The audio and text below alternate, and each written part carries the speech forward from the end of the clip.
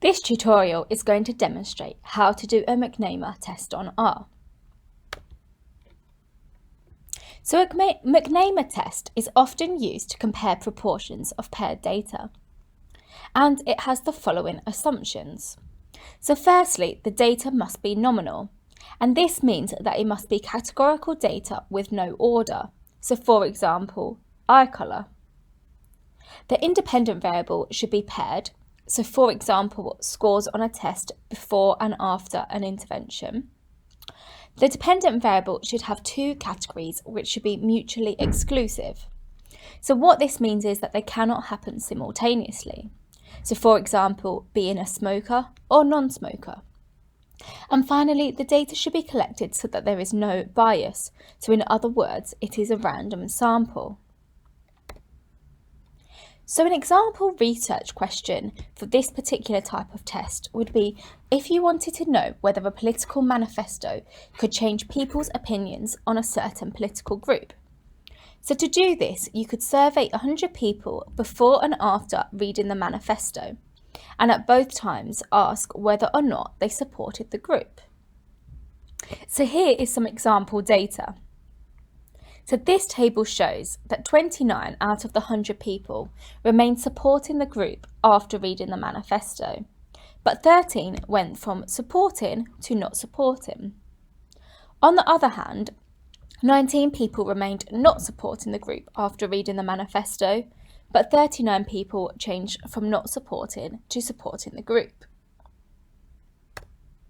So a McNemar's test can be used to determine whether there was a statistically significant difference in the proportion of people who supported the group before and after reading the manifesto. But the first thing that we're going to need to do before running this test is create the dataset. So to run a McNemar test in R, it is probably easiest to have the data in matrix form. So that's what we're going to do. And to create this dataset from the previous slide, you can use the code below. And here we are simply going to assign the variable name data to our data. So once you have done this, you can view the data. And to do this, you can simply type data and run that line of code. And then the data will appear in your R console. And as you can see, the table is a replica of what we saw on the previous slide. So to run a McNemar's test on R, you can use the following syntax, where X is either a two-dimensional contingency table in matrix form or a factor object. Y is a factor object, however this is ignored if X is a matrix. Correct is whether or not you've applied a continuity correction. So true means you have applied it and false means you haven't. In general, this correction should be applied when some counts in the table are small. So as a rule of thumb, this correction is typically applied when any of the cell counts are less than 5.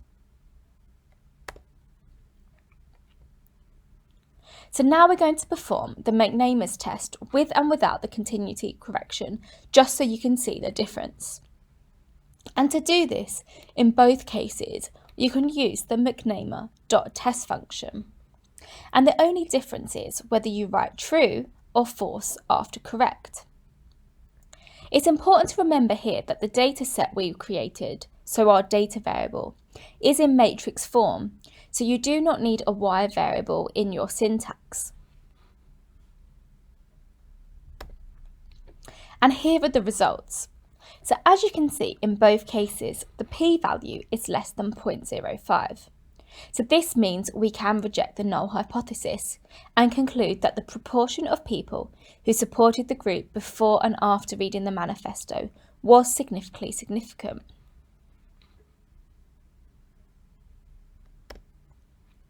And finally, here is the full data script that has been used in this tutorial, and you can use this and edit it to use with your own data.